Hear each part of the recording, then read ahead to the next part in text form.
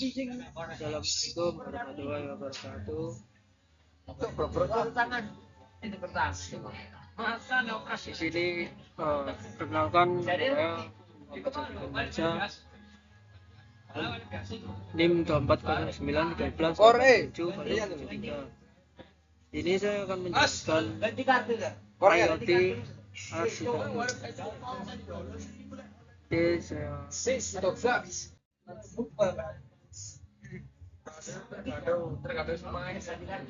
ya, sini penjelasan arsitektur yaitu Internet of Things. Internet of Things atau IoT itu adalah konsep teknologi yang menghubungkan berbagai perangkat fisik ke internet dan mereka untuk mengumpulkan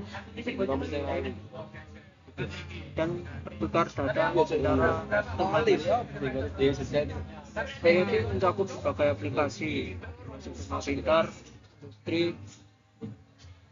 industri, digital, kendaraan otonom, kesehatan digital, dan banyak lagi lainnya.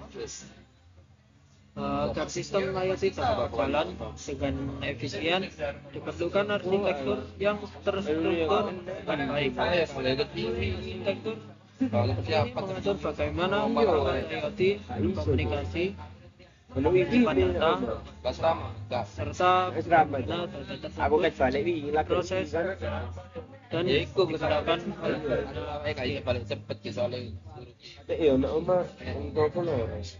Oke, selanjutnya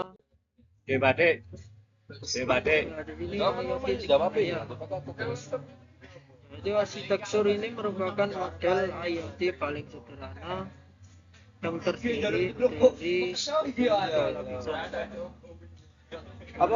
perception layer atau lapisan persepsi. Pertama, merupakan tingkat paling bawah dalam arsitektur IoT. Kedua, fungsi untuk mendeteksi lingkungan sekitar menggunakan sensor, GPS, kamera, dan selanjutnya mengumpulkan data fisik seperti suhu, kelembapan, cahaya, tekanan, atau gerakan. Nomor 2, network layer atau lapisan jaringan. Selanjutnya, satu dari network layer bertugas mentransmisikan data dari sensor ke pusat pengelolaan melalui jaringan komunikasi seperti Wi-Fi, Bluetooth, 5G, LPWAN, atau Zigbee. Selanjutnya, memastikan komunikasi antara perangkat dan cloud berjalan lancar. Ketiga, application layer atau lapisan aplikasi. Pertama, bertanggung jawab untuk menyajikan data dalam bentuk yang mudah digunakan oleh pengguna. Selanjutnya, yaitu contoh aplikasi smart home, asisten pemantauan kesehatan, manajemen lalu lintas.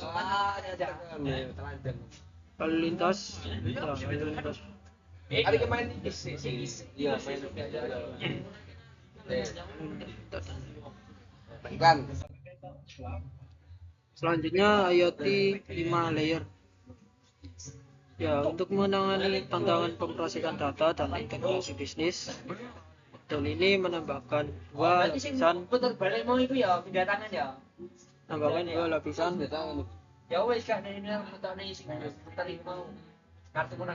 tambahan dibandingkan model 3 layer.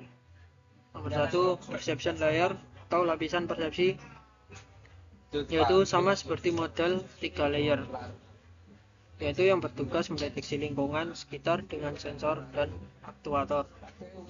2, transport layer atau lapisan transportasi yang berfungsi sebagai penghubung antara perception layer dan processing layer. Selanjutnya, menggunakan teknologi komunikasi seperti Wi-Fi, Zigbee, NB-IoT, 5G, atau jaringan berbasis satelit. Ketiga, processing layer atau lapisan pemrosesan. Pertama, bertanggung jawab untuk menyimpan, mengelola, dan menganalisis data yang diterima. Selanjutnya menggunakan cloud computing, edge computing, atau server lokal untuk pemrosesan data. Nomor 4, application layer atau lapisan aplikasi, yaitu menyediakan termuka dan layanan yang bisa diakses pengguna untuk mengontrol sistem aplikasi. Business layer atau lapisan bisnis, yaitu bertanggung jawab untuk pengambilan keputusan basis data dan mengelola aspek bisnis dari sistem IoT. Contohnya strategi pemasaran, optimasi biaya, dan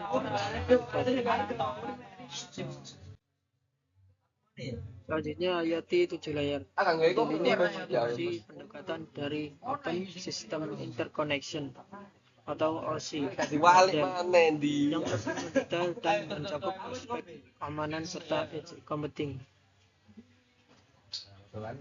Nomor 1, perception layer atau lapisan persepsi, yaitu sensor dan perangkat IoT mengumpulkan data lingkungan.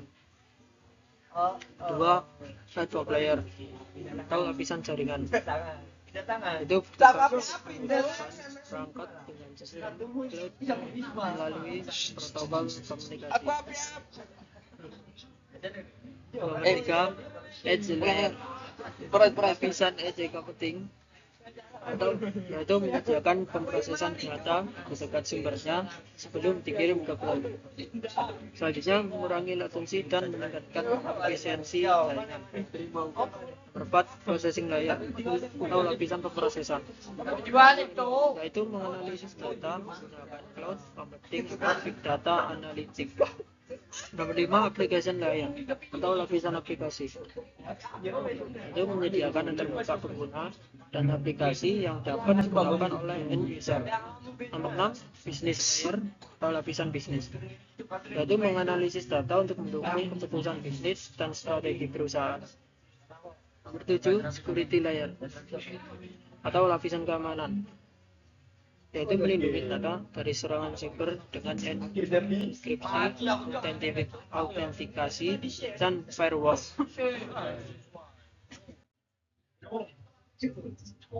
Ya, di sini kesimpulannya, nomor 1, arsitektur 3 layer itu cocok untuk proyek kecil dengan kebutuhan dasar seperti perangkat rumah pintar sederhana. Nomor kedua, arsitektur 5 layer lebih baik untuk aplikasi skala menengah yang memerlukan pemrosesan data dan analitik. Ketiga, arsitektur 7 layer ideal untuk implementasi IoT yang besar dan kompleks seperti smart city, industri 4.0, dan sistem otomatisasi canggih. Pemilihan arsitektur IoT harus disesuaikan dengan kebutuhan proyek, biaya, dan skala implementasi agar bisa memberikan hasil yang optimal.